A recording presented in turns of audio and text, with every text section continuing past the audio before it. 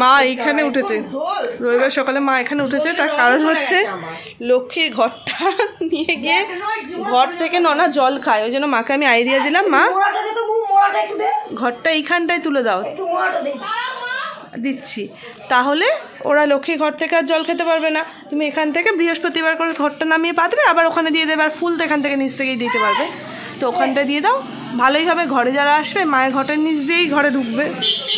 এই যে মা এখন এই লক্ষ্মী গণেশ আর লক্ষ্মী ঘর। মা বললো যখন ওখানটা এগুলো তুলছি তো এইগুলো একবার করে মুছে দে, ওই জন্য এগুলো মুছে দিলাম এই ছবিগুলো। মা ওখানটার একবার ধীরে পরিষ্কার করে নিচ্ছে, তারপর তুলি ঠাকুরকে। কত সুন্দর দেখাচ্ছে, কি সুন্দর দেখাচ্ছে দেখো জায়গাটা। বোনকে বলবো এর মাথাটা একটু পরিষ্কার করতে, আর ওর মাথাটা একটু মুছিয়ে দিতে। সব প্লাস্টিকেই ভরা আছে, প্লাস্টিকগুলো একটু মুছে নিলেই সব পরিষ্কার হয়ে যাবে।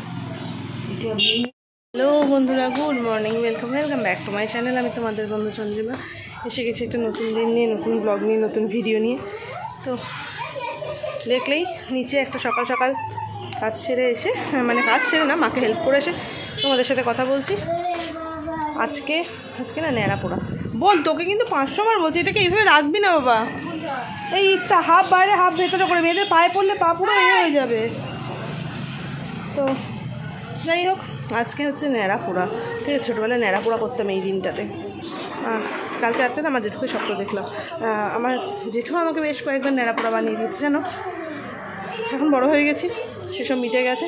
আমরা ওই যে পেছন থেকে যে বাড়িটা দেখছো, ওই জায়গাটা তখন ফাঁকা ছিল, ওখানটায় ন্যাড়া পোড়া করতাম। তো যাই হোক, আজকের দিনটা কীভাবে কাটাই তোমাদের সাথে অবশ্যই শেয়ার করব। আসছি। কন্যা যুগলকে দেখো,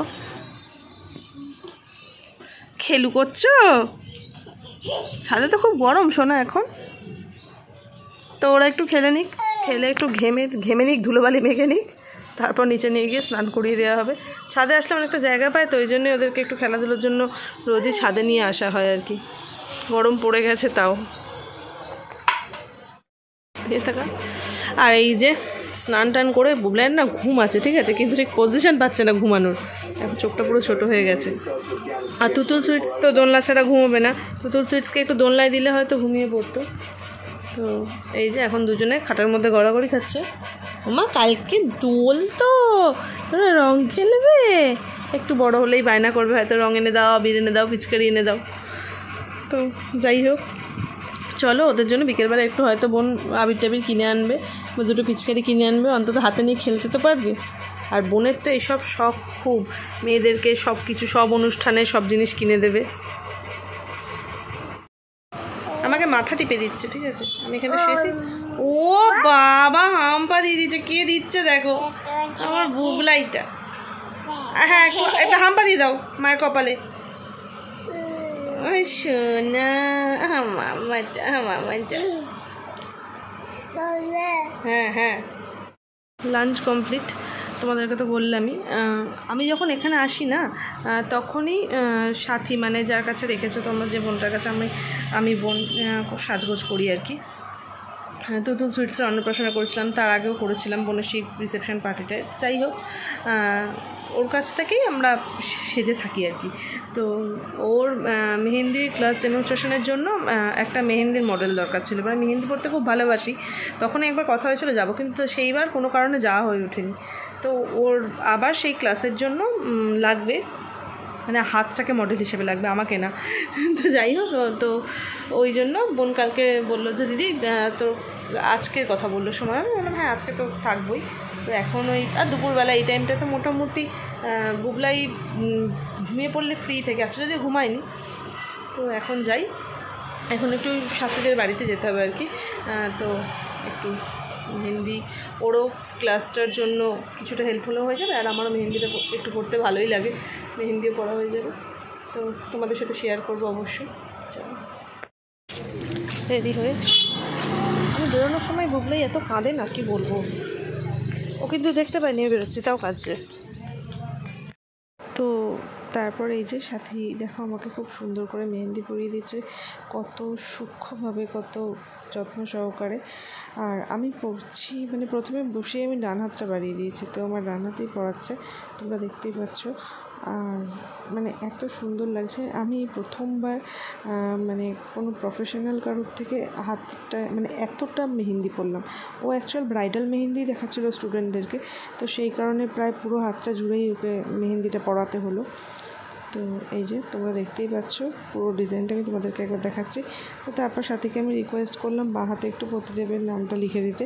তো এই যে লিখে দিয়েছে, দেখতেই পাচ্ছ। বললো দিদি প্রতিদেবের নাম রাজদীপ, তোমরা জানো। বললো আমি শর্টে রাজ লিখে দিই দাদার নামটা। আমি বললাম হ্যাঁ তাই লিখে দে। আর সাথী আবার ডান হাতের ওপরটা তো একটা ডিজাইন আমায় করে দিল। তারপর আমরা এলাম একটু পমদির বাড়িতে। আর আমার তুতুল সিক্স দেখো এখানে এসেও নিজের মতন খেলাধুলো শুরু করে দিয়েছে। আর বুবলাই রয়েছে পমদির কোলে, দেখতেই পাচ্ছ। তো তারপর এখান থেকে আমরা চলে এলাম একটা অনুষ্ঠানে। এখানে বসন্ত উৎসব পালন করছে কিছু ছোটো ছোটো বাচ্চারা। আর বুবলাই এসে এখানে একটা দিদির কোলে, মানে বুবলাইয়ের একটা দিদির কোলে উঠে পড়েছে। দেখতেই পাচ্ছ রাধাকৃষ্ণ মন্দির, তার সামনের জায়গাটাতেই অনুষ্ঠান হচ্ছে। 3টে ছোটো ছোটো পুচকির নাচ দিয়ে আজকের অনুষ্ঠান এখানে শুরু হলো। তো প্রত্যেক বছর এই দিনটাতে আমরা বসন্ত উৎসব পালন করে থাকি, মানে আমরা আর কি একটা অনুষ্ঠান করি, কিন্তু এই বছর সেটা সম্ভব হয়নি আমাদের জন্য। গত বছরও হয়নি, এবছরও হলো না, কারণ তুতুলের বুবলাই এতটাই ছোট। আর ওদের মুড তো তোমরা সবসময় জানো, এক্ষুনি হাসছে এক্ষুনি কাঁদছে। আর অনুষ্ঠানটা যদি আমরা করি, সেই অনুষ্ঠানটায় আমাদেরকে তো মানে খুব সক্রিয়ভাবে থাকতে হয় না। আর তো ওদেরকে নিয়ে ওরা ওইভাবে কান্নাকাটি করলে বা ওরা বিরক্ত হলে আমরাও ঠিকঠাকভাবে সামলে উঠতে পারবো না। তাই ভাবলাম এই বছরটা থাক। তুতুল আর বুবলাই একটু বড় হয়ে যাবে পরের বছর, ওরাও বুঝতে শিখবে, ওদেরও ভালো লাগবে। তো তখন অনুষ্ঠানটা আমরা আবার শুরু করব। কিন্তু ওরা যেহেতু একটু বুঝতে শিখেছে, তাই ওদেরকে এখানে একটু দেখাতে আনলাম, যাতে দেখে ওদের ভালো লাগে। তো এই দেখো, তারপর একে একে সবাই বিভিন্ন দোল উৎসবের, বসন্তের, ফাল্গুনের গানের সাথে নৃত্য পরিবেশন করছে। তো সেই দেখতে দেখতেই, আর আজকের সন্ধেবেলার আবহাওয়াটাও খুব ভালো ছিল, খুবই ভালো লাগছিল অনুষ্ঠানটা দেখতে। ছর্দি এবছরের হোলি সূত্রপাত করলো। এই যে বুবলাইয়ের প্রথম আবির মাখা, না এর আগে ওটা মনে হয় ছোট্ট টিপ পড়েছিল। এই যে তুমি দেখে ও বাবা, ওখানে যেখানে অনুষ্ঠান দেখছিলাম সেখানে গিয়ে 2 মেয়ে এমন করেছে, বাড়ি চলে এসেছিলাম। এবার বাবু একটা নাচ নাচবে বলে আমরা আবার একটু দৌড়ে দৌড়ে যাচ্ছি, সেটা দেখবো বলে। দেখেই আবার চলে আসুন। এই যে ছোটো মেয়ের কোলে একজন আর মায়ের কোলে একজন। তো এখানে এসে দেখলাম তখনও অন্য নাচ হচ্ছে, জয়ের নাচটা তখনও শুরু হয়নি। আর এই যে দেখতেই পাচ্ছ অনেকেই বেশ দেখছে অনুষ্ঠানটা। আর এই যে আমার তুতুল সুইটস আর বুবলাই, দেখো তুতুল সুইটস এবার যেখানে নাচ হচ্ছে সেখানে যাবে, আর বুবলাই রাস্তায় দাঁড়িয়ে দাঁড়িয়ে, মানে যেখানে অনুষ্ঠান হচ্ছে তার পাশেই তো রাস্তা, সেখানটায় দাঁড়িয়ে নাচ করেই যাচ্ছে, যে গানই হচ্ছে তার সাথেই নাচ করছে। এমনি বুবলাই যে কোনো গান শুনলেই নাচ করে, ঠিক আছে। তো আর এখন তো নাচ দেখতে পাচ্ছে চোখের সামনে, কোনো কথাই নেই। আর দেখো এইবার আমার তুতুল সুইটস আর বুবলাইকে কোথায় তুলে দেওয়া হয়েছে, যেখানে কার্পেটের ওপর সবাই নৃত্য পরিবেশন করছিল সেইখানটায় সবার সামনে, আর গান চলছে। ওই দেখো ওরা এবার ওই দেখো বুবলাই যেহেতু পেছনে মন্দির দেখতে পেয়েছে, আগেই নম করে নিল। তারপর সেই পুচকুটা তখন যাকে এক ঝলক দেখা গেল তাকেও আনা হয়েছে, আরও একটা পুচকু বেবি বয়কেও নিয়ে আসা হয়েছে। তো দেখো এবার 4 জন মিলে কি মিষ্টি লাগছে। দেখো ওদেরকে একটা গান চালিয়ে দেওয়া হয়েছে, ওরা যাতে নিজেদের মতন নাচ করে।